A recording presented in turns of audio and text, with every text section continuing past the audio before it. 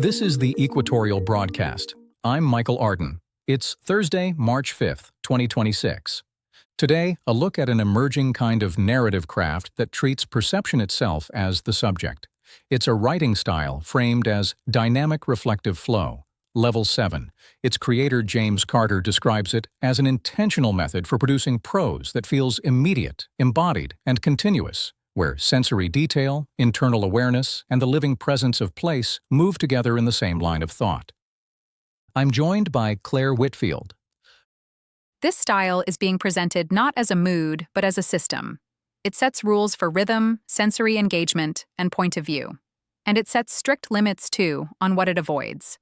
Detached explanation, flat reporting, and language that feels ornamental instead of lived. To understand what DRF-7 aims to do and what it demands from a writer, we turn now to Jonathan Wells. At its core, DRF-7 is an attempt to write the way consciousness actually moves, not as a clean sequence of description, action, and reflection, but as something braided. The body registers heat. The mind forms a thought. The environment pushes back. The sentence carries all of it at once, without stepping outside the moment to explain what the moment means.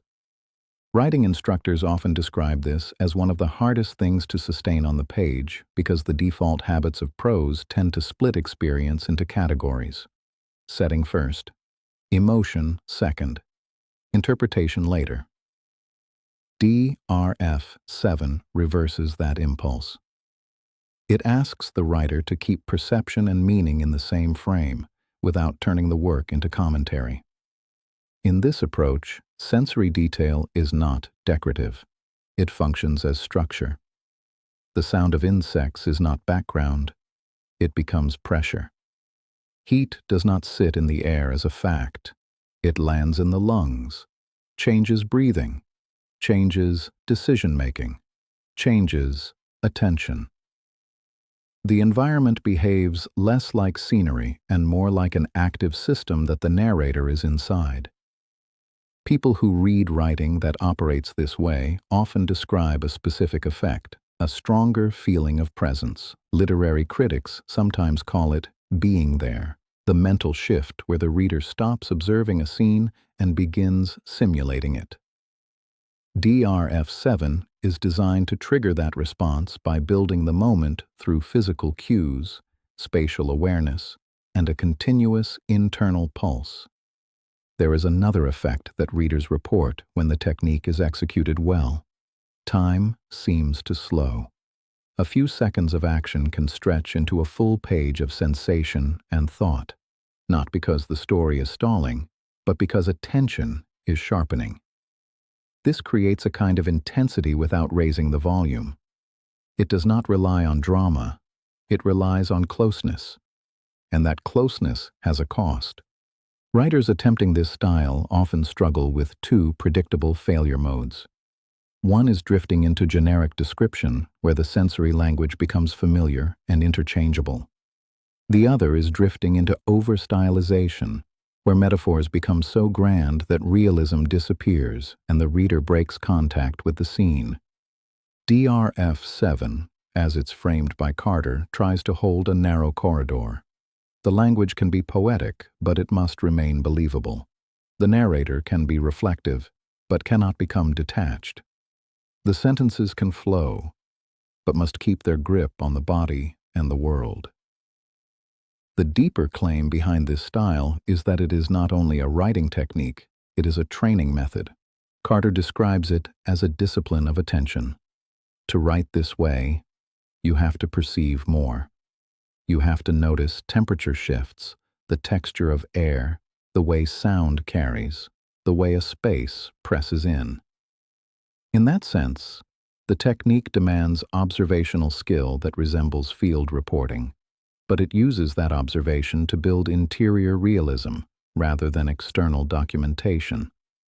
For writers, the learning curve can be steep. Sustaining this mode requires control of rhythm, restraint with imagery, and a consistent narrative position that stays close to experience. Teachers of literary craft, often emphasize that this kind of writing is learned through revision as much as through drafting, because the first attempt tends to either flatten into summary or inflate into performance. When it works, though, the effect on the reader can be pronounced. The prose can feel less like a story being told and more like a moment being entered. It can produce intimacy without sentimentality and vividness without spectacle. According to independent narrative structures researcher James Carter, the concept behind DRF-7 reflects a broader shift in how writers think about perception in storytelling. Carter, who studies immersive narrative systems, says techniques like DRF-7 attempt to capture what philosophers sometimes call lived experience. The moment before observation becomes explanation. Most writing separates sensation and interpretation, Carter explains. What systems like DRF-7 try to do is hold them together. The body experiences something, the mind reacts, and the sentence carries both. Carter describes DRF-7 as a newly proposed narrative system that has not yet been widely discussed outside his own research. Thank you, Jonathan. To give listeners a sense of how this style sounds on the page, we asked one of our mythic narrators to read a short example. Sebastian Ward joins us.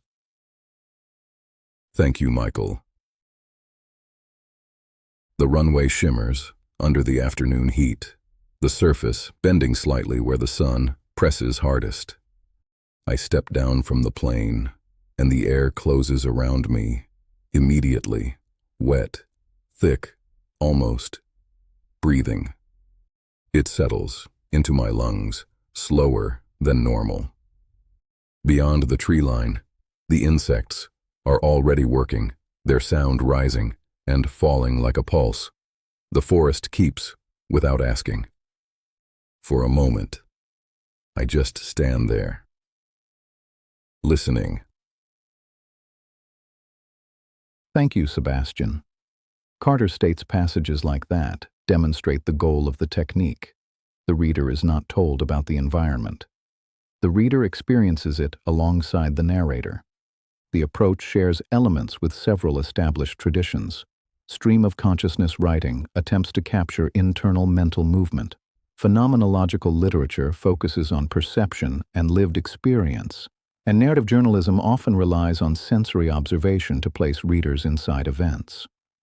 What DRF-7 attempts is a hybrid of those traditions, with explicit rules governing pacing, sensory engagement, and narrative perspective. Whether the style becomes a broader literary movement remains uncertain.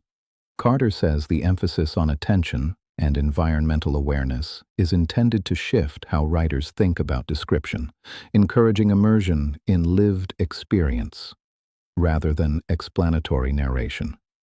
For the Equatorial Broadcast, I'm Jonathan Wells. Jonathan Wells reporting. Claire, one detail here matters, especially for writers trying to learn this.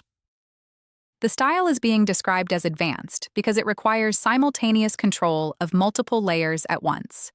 The writer is managing sensory reality, internal movement, and the agency of the environment, while also controlling pacing and avoiding excess. In practice, that's a high coordination task, and it's why the work can feel unusually intimate when it's done well.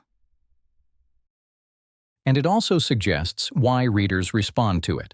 Not because the language is complicated, but because the experience is dense. The writing stays close to the body. It stays close to the moment. It asks the reader to live inside perception, rather than simply understand it. Before we go, we'll leave you with a short passage written by James Carter. It begins in the DRF-7 style we've been discussing, then expands outward using a more mythic, cinematic form of storytelling. Here's Orion Kale. Thank you, Michael. The space was still, that kind of stillness that feels deliberate, like the moment just before thunder breaks, or a truth gets spoken out loud for the first time. The air wasn't silent, it was waiting. A chamber not made of walls, but of tension and time.